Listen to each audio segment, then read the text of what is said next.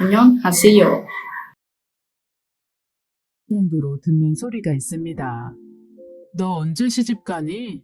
남자는 있니? 언제 결혼해서 애 낳을래? 이번 명절에는 그 지겨운 소리에 해방되고 싶어서 평소 친구처럼 지내는 제주도에 사는 막내 이모네 집으로 여행 아닌 피신을 왔어요. 자영이 너 잔소리 듣기 싫어서 온 거구나? 그래 알았다. 이모네 집에 와 있는 동안 자유롭게 쉬다 가렴. 올해로 35살, 대학을 졸업하고 회사에 입사해 치열하게 살다 보니 어느새 훌쩍 30 중반이 되었습니다. 그동안 남자를 안 만난 건 아닌데 미지근한 사랑 정도라고 해야 할까요? 20살의 홍역처럼 알았던 첫사랑의 기억이 너무 강렬해서인지 그와의 사랑이 미완성으로 끝나서인지 연애에 흥미가 안 생기더라고요. 대학교 입학하고 신입생 환영회 때 복학생 오빠, 제대한 지 얼마 되지 않아 아직 각이 잡혀있던 그에게서 순수함을 느꼈다고 할까요? 곱게 생긴 외모 탓에 신입생 여자애들은 그를 보는 눈에 하트가 담겼고 저 역시 그랬답니다. 하지만 그 오빠의 시선은 저를 향해 있었고 남들의 부러움과 질투를 받아가며 3년간 캠퍼스 커플로 뜨겁게 사랑했어요. 그런데 남들의 시기가 독이 됐을까요? 오빠를 흠모했던 여자 선배가 끊임없이 저희 둘을 갈라놓으려고 작전을 펼쳤고 이런저런 오해가 쌓여서 결국 헤어지고 말았답니다. 제 첫사랑 오빠는 그 뒤로 학교를 졸업한 뒤 대기업에 입사해 거기서 여자를 만나 결혼에 골인했대요. 학교 동문 소식통에 의하면 지금은 아들, 딸 낳고 잘 살고 있다고 하더라고요. 저는 그 오빠와 헤어진 후로 더 사랑하는 남자를 만날 수 있을 거야 라고 자신만만했는데 15년이 지난 지금에도 오빠만큼 사랑했던 사람이 없었던 것 같아요. 그때 연애가 제 인생의 가장 찬란한 순간으로 기억되니까요. 밤은 길고 밤하늘의 별이 반짝반짝하게 비치니 첫사랑 오빠 생각이 더 간절해지더라고요. 일상에서 벗어나 여유가 좀 생기면 더욱 생각이 많이 나요. 잠도 안 오고 생각만 많아져서 양 한 마리, 양 두 마리 새고 있는데 이모가 방문을 두드리더라고요. 자영아, 잠 안 오면 이모랑 나가서 밤 산책할래? 좋아, 이모. 밤하늘의 별을 따라 이모랑 나란히 걷고 있으니 제 마음을 더 자세히 들여다보게 되더라고요. 그 답답한 마음을 누구한테라도 털어놓고 싶었습니다. 이모, 어느 정도 사랑하면 결혼할 수 있는 걸까? 그냥 대충 호감이 있고 조건만 맞으면 결혼해도 될까? 후회하지 않을까? 자영아, 너 대학교 신입생 때 사귀었던 첫사랑 오빠 아직 못 잊은 거지? 맨날 이모한테 사랑 타령하더라. 저번에 왔을 때 술에 취해서도 그 오빠랑 헤어지는 게 아니었다는 둥 그런 소리나 하고. 글쎄 모르겠어. 안 가본 길이라 아쉬운 건지 아니면 그 오빠가 하늘이 정해준 내 인생의 반쪽이었는데 내가 그걸 놓쳐서 후회하는 건지. 아무튼 어떤 남자를 만나도 그 오빠랑 비교되고 결국 그 첫사랑 오빠 생각만 나네. 내가 지독한 첫사랑을 했나 봐. 그래, 맞아. 첫사랑의 기억은 강렬하고 그 흔적은 오래 남아있지. 이모도 그랬으니까. 이모도? 이모부가 첫사랑 아니었어? 그럴 리가. 이모부는 집에서 정해놓은 신랑감이었고 내 첫사랑은 따로 있었지. 무서웠던 너희 외할아버지 등살에 떠밀려 결혼하게 된 거야. 그러고 보니까 이모랑 이모부 사이가 그렇게 알콩달콩하지는 않았어. 그럼 이모 첫사랑은 누군데? 얘기 좀 해줘봐. 갑자기 이모 첫사랑 얘기가 무척 궁금해지는데? 이 얘기를 해도 될까? 아직 그 누구한테도 말한 적이 없는데. 이모, 너무 궁금해. 이모 첫사랑 얘기 듣고 나면 뭔가 내 마음의 답답함이 해소될 것 같아. 그래, 네가 첫사랑에 대해서 다시 생각할 계기가 된다면야 뭐. 그런데 정말 이건 비밀이다. 하다못해 너희 엄마한테도 얘기하면 안 돼. 알았어, 이모. 내가 그 약속 꼭 지킬게. 이제 그때 막내 이모에게 들었던 이모의 첫사랑 이야기를 여러분에게 들려드려 볼게요. 저는 그때 21 꽃다운 나이였어요. 젖살이 조금 빠져서 학생티를 벗고 제법 20대 여자의 아름다움이 느껴졌어요. 얼굴은 보드랍고 머릿결은 윤기가 흘렀죠. 동네의 아줌마들이 이 집 막내딸 얼굴에 물이 오르네 라며 한마디씩 거들고 그랬으니까요. 가부장적인 저희 아버지는 여자가 무슨 대학이냐며 혼처는 예전에 정해놨으니 집에서 1, 2년 신부 수업하다가 시집가면 된다고 이미 못을 박아놓은 상태였어요. 언니들도 그랬으니까 나도 그래야 하나보다 막연히 그렇게 생각하면서 어머니한테 살림을 정식으로 배웠지요. 밥 짓는 것, 빨래 개는 일, 이불 꼬매는 것까지 시집가서 소방 맞지 않으려면 잘 배워야 한다고 차근차근 하기 시작했어요. 딱히 뭘 하고 싶은지 뭘 좋아하는지 몰랐던 저는 이미 부모님이 정해놓은 인생의 길대로 무작정 걸어가고 있었지요. 그를 만나기 전까지는 말이에요. 영수가 묘시장 앞 쌀가게 옆에 과일 가게 있지? 거기서 사과와 배 좀 사오너라. 아버지가 아침에 나가시면서 자시고 싶으시다네. 저번에 엄마가 사과와 배 고르는 방법은 일러줬지? 색깔이 곱고 모양이 바른지 잘 봐라. 아참, 그리고 흠집 없는지도 좀 보고. 간혹 담아주는 대로 샀다가 집에서 보면 흠집 있는 게 몇 개씩 보이더라고. 봉지에 담을 때 유심히 잘 봐야 한다. 어머니 심부름으로 과일 가게를 가는 길, 참새가 방앗간을 그냥 지나칠 수 없듯이 서점에 들어가서 저번에 읽다만 시집을 꺼내 구석에 앉아 읽기 시작했어요. 제가 참 좋아하는 김수영 시인의 시집이었죠. 어둠 속에서도 불빛 속에서도 변치 않는 사랑을 배웠다. 너로 해서. 그러나 너의 얼굴은 어둠에서 불빛으로 넘어가는 그 찰나에 꺼졌다 살아났다. 너의 얼굴은 그만큼 불안하다. 번개처럼 금이 간 너의 얼굴은. 김수영의 사랑. 그 책 사실 건가요? 낯선 남자의 굵직한 음성에 놀라 손에서 시집을 떨어뜨렸어요. 아니요, 그게, 지금은 아니고, 언니가 서울에서 오면 사주기로 했는데, 당황한 나머지 저는 아무 말이나 내뱉었어요. 책을 보다가 들켜서 그런 건지, 아니면 낯선 남자가 말을 시켜서 그런 건지, 괜히 떨리더라고요. 그 남자가 위아래로 나를 빤히 쳐다보는데, 말을 잇지 못하고 얼버무리게 되었습니다. 네, 저는 이만 가보겠습니다. 안녕히 계세요. 그 남자한테 인사까지 하고 도망치듯이 서점을 뛰쳐나왔어요. 그리고 과일 가게까지 뛰어가는데 뛰어서 심장이 뛰는 건지 낯선 그 남자 때문에 뛰는 건지 심장이 계속 쿵쾅거리는 겁니다. 과일은 무슨 정신을 샀는지 모르겠어요. 넋 빠진 얼굴로 그냥 사과 배 주세요 그랬던 것만 기억나니까요. 과일을 사서 집으로 돌아가는 길 나를 빤히 쳐다보던 그 남자의 눈과 굵직했던 부드러운 음성이 메아리 치듯 생각났어요. 하물며 그 남자한테 풍겨져 나왔던 라일락 향기까지 말이에요. 라일락은 내가 제일 좋아하는 향이었거든요. 영수가, 너 과일 제대로 보고 사온 거 맞니? 이 과일 가게 옆편네가 정말? 봉지 밑에 있는 사과는 죄다 꼭지가 썩었네. 배도 다시 바꿔야겠다. 아직 꼭지가 파래. 아버지 집에 오시기 전에 얼른 바꿔와라. 그리고 빨리 와서 엄마 저녁하는 거 도와야 한다. 아까처럼 늑장 부리면 안 돼. 엄마의 잔소리에 코끝에 맴돌았던 라일락 향기는 사라졌지만 이상하게 그 남자가 자꾸 생각나더라고요. 그 사람도 김수영 시인을 알고 있나?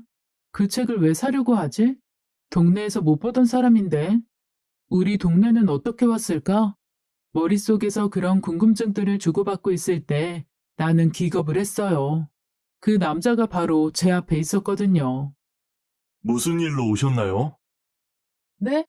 저는 아직 그 책을 살 건 아니고 엄마 심부름을 하려고 나왔는데 어, 아, 아까 서점에서 봤던 친구네. 여기는 서점이 아니라 과일 가게예요. 지금 과일 가게 온 거 아니에요? 네? 과일 가게요? 정신을 차리고 봤더니 과일 가게 앞이더라고요. 이 남자 생각을 하면서 걷다 보니 과일 가게 앞까지 온 거였어요. 네, 과일 가게구나. 아까 과일을 샀는데 어머니가 바꿔오라고 하셔서 왔는데요. 이리 줘 보세요. 어머니가 매우 까다로우신가 봐요. 제가 보기에는 별 문제 없는데.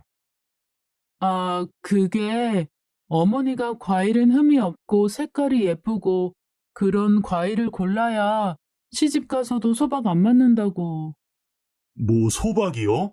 과일 하나 가지고 귀한 사람을 내보낸다는 게 말이 됩니까? 그런 남자라면 함께 인생을 살 이유가 없는 거 아닌가요?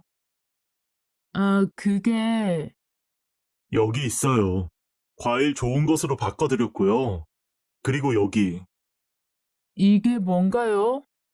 제가 사기는 했는데 저보다 더 좋아하시는 것 같아서요. 이게 서점에 딱 한 권 있던 거라 그쪽이 보세요. 저는 서울에서 여러 번 읽었어요. 나는 시집을 받아들고는 감사의 인사도 전할 수가 없이 그냥 벙어리가 됐어요.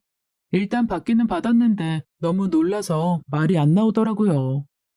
큰 언니 올 때까지 기다리지 말고 집에서 편하게 보세요. 아까 처녀 왜 다시 왔수? 과일 바꾸러 왔어?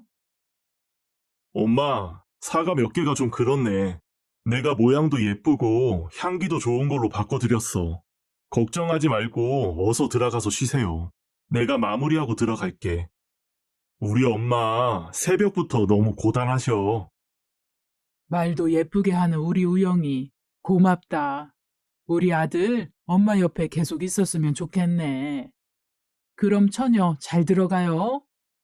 네, 감사합니다. 시집을 들고 돌아가는 길, 그 남자 생각에 정신이 몽롱해지는 겁니다. 이름이 우영이라고 했지? 여기에는 잠깐 온 건가? 과일 가게 아줌마 아들인 거지? 서울에서 뭘 하다 왔을까? 그 사람이 너무너무 궁금했어요. 이 떨리고 주체할 수 없는 마음은 대체 뭐지? 왜 자꾸 그 남자 생각이 나는 거야? 심장은 왜 이렇게 뛰는 거고? 대체 왜 이러는 거지? 영수가, 너 무슨 일이 있었니? 얼굴이 왜 이렇게 빨갛니? 아, 그래요? 얼굴이 빨개요? 정말 거울을 봤더니 양쪽 두 뺨이 발그스레해졌더라고요. 연한 핑크색 연지곤지 찍은 것처럼 여전히 가슴은 쿵쾅쿵쾅 뛰고 이런 게 시의 한 구절처럼 어둠 속에서도 불빛 속에서도 변치 않는 사랑인 건가? 별의별 생각이 다 들었습니다. 그런데 한 가지 확실한 건 자꾸 그 남자 생각이 난다는 거였죠. 아무리 다른 생각을 하려고 노력해도 안녕하세요. 오로지 그 사람 생각뿐이었어요. 그리고 며칠을 알았어요. 상사병이었던 것 같아요. 주체할 수 없는 마음에 감당할 수 없는 마음의 병이 난 거지요. 몸은 아팠는데 희한하게 얼굴은 더 예뻐지는 겁니다. 바로 사랑에 빠진 여자처럼요. 몸을 추스르자마자 어떻게 하면 그 남자를 다시 만날 수 있을까 그 생각만 했어요. 일단 과일 가게로 가봐야겠다고 생각하고 그 근처에 가서 기웃거렸지요. 여기서 뭐 하세요? 네? 그 남자의 목소리에 놀라 나는 그 자리에 털썩 주저앉았어요. 그 남자가 나를 향해 손을 내밀더라고요. 이 손을 잡고 일어나라고. 나는 아무 거리낌 없이 그 남자의 손을 잡고 일어났어요. 그 정신없는 가운데서도 그 남자의 손이 따뜻하다는 것을 알겠더라고요. 고맙다는 말을 못한 것 같아서 찾아왔어요.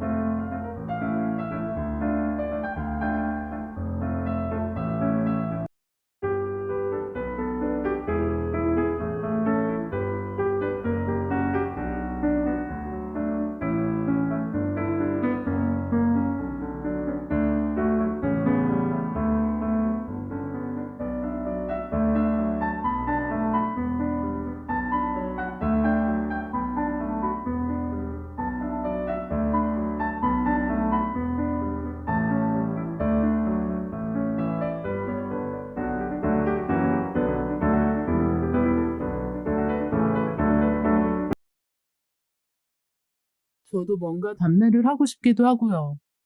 같은 시인을 좋아한다는 것만으로도 책을 선물할 이유가 충분해요. 지금 이곳에 피신 온 것이나 마찬가지인데 여기서 같은 시를 좋아하는 분을 만나니까 저 역시 위로가 좀 됐거든요. 피신이요? 네, 제가 사연이 좀 깁니다. 이따 가게 마감하기 전에 개울 앞쪽으로 산책하려고 하는데 시간 되시면 같이 가실래요? 네, 좋아요. 나는 질문이 끝나기 무섭게 좋다고 대답을 했어요. 얼마나 민망했는지 몰라요. 근데 그 남자는 그런 내 모습이 귀여웠는지 막 웃더라고요. 우리는 같이 걸으면서 처음 보는 사람이 아닌 것처럼 많은 이야기를 나눴어요. 그 남자 발걸음, 왼발, 오른발에 맞춰서 걷는데 그것만으로도 너무 가슴이 설레는 겁니다. 쿵쾅대는 내 심장 소리를 들을까봐 얼마나 신경이 쓰였는지 몰라요. 그날을 계기로 우리는 데이트를 시작했어요. 그 남자의 이야기는 듣고 있으면 시간 가는 줄 몰랐거든요. 함께 이야기를 나누고 있으면 내가 살아있다는 느낌이 들었어요. 이름은 김우영. 과일가게집 모녀 동남인 그는 서울에서 대학교를 다니다가 잠시 내려온 거라고 했어요. 민주주의 운동을 열심히 했다고 하더라고요. 나이는 나보다 2살 많은 오빠고 중학교 때부터 서울로 유학을 갔던 터라 같은 동네에 살았었는데도 서로 몰랐더라고요. 우영 오빠는 참 따뜻하고 소중한 게 무엇인지 아는 사람이었어요. 특히 저를 참 귀하게 여겨줬죠. 우리 아버지 같으면 어디 여자가 남자 그림자를 밟냐고 호통을 쳤을 텐데 오빠는 늘 내 손을 잡고 마치 한 걸음처럼 나란히 걸었어요. 반대편에서 사람이 오면 혹시라도 부딪힐까봐 막아서서 나를 보호해주고 바람이 불면 내가 추울까봐 바람의 반대 방향으로 위치를 바꿔줬지요. 작고 소소한 행동 하나하나가 그냥 다 감동이었어요. 오빠를 싫어할 이유는 단 하나도 없었지요. 알면 알수록 더 사랑하게 됐고 마음은 깊어졌어요. 오빠 역시 나를 만나서 이념 같은 복잡했던 마음이 정리되면서 한층 얼굴이 밝아졌어요. 그리고 나에게 공부도 권하더라고요. 여자도 기회가 되면 공부해야 한다면서 서울에서 가져온 이런저런 책들을 빌려줬지요. 오빠는 내 첫사랑이자 내 인생이 나타난 구세주라고 할까요? 인생을 어떻게 살아야 할지 모른 채 그냥 부모님 뜻대로 살았던 내게 인생이란 어떤 것인지 어떻게 살고 싶은지 그런 것들을 꿈꾸게 했지요.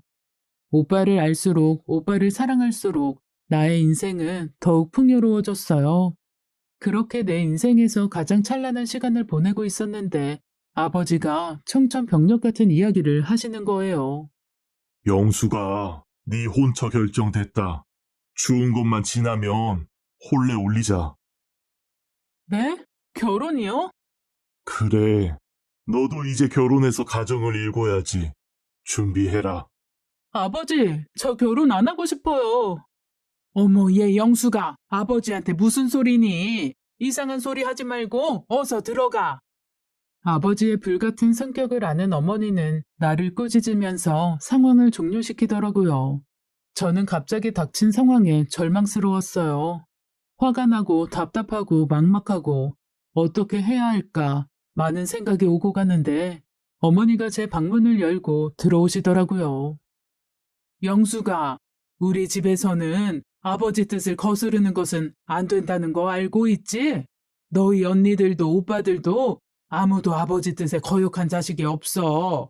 네가 아버지 뜻을 어기면 이 엄마는 제대로 못 산다. 자식 어떻게 가르쳤냐고 바로 엄마한테 뭐라고 하실 거야. 어머니, 저 싫어요. 저 사실 좋아하는 사람이 따로 있단 말이에요. 뭐라고? 너 그게 무슨 말이니? 너 요새 그래서 그렇게 자주 나가고 늦게 들어오는 게 그 사람 때문이니? 제가 어떤 삶을 살아야 할지 알려준 사람이에요. 제가 처음으로 마음을 준 사람이고요. 저 그 사람이랑 인생을 함께하고 싶어요. 얘가 무슨 소리야? 아버지라도 아시게 되는 날엔 너랑 나랑 다 이 세상 사람 아니다. 이상한 생각 하지 말고 당장 마음 접어. 너 그리고 내일부터 외출 금지야. 나는 다음 날부터 집 밖으로 한 발자국도 나갈 수 없었어요. 그야말로 감금 생활이었지요. 우영 오빠가 나를 기다릴 텐데, 그 사람이 내 걱정을 할 텐데, 나도 너무 보고 싶은데, 정말 미칠 것만 같았어요. 하지만 어머니는 온종일 나를 감시했고, 도저히 나갈 수가 없었지요. 몇 번 몰래 나가려다가 걸리기도 하고, 식음을 전폐하며 호소했지만, 독하게 마음을 먹은 어머니는 틈을 주지 않았어요.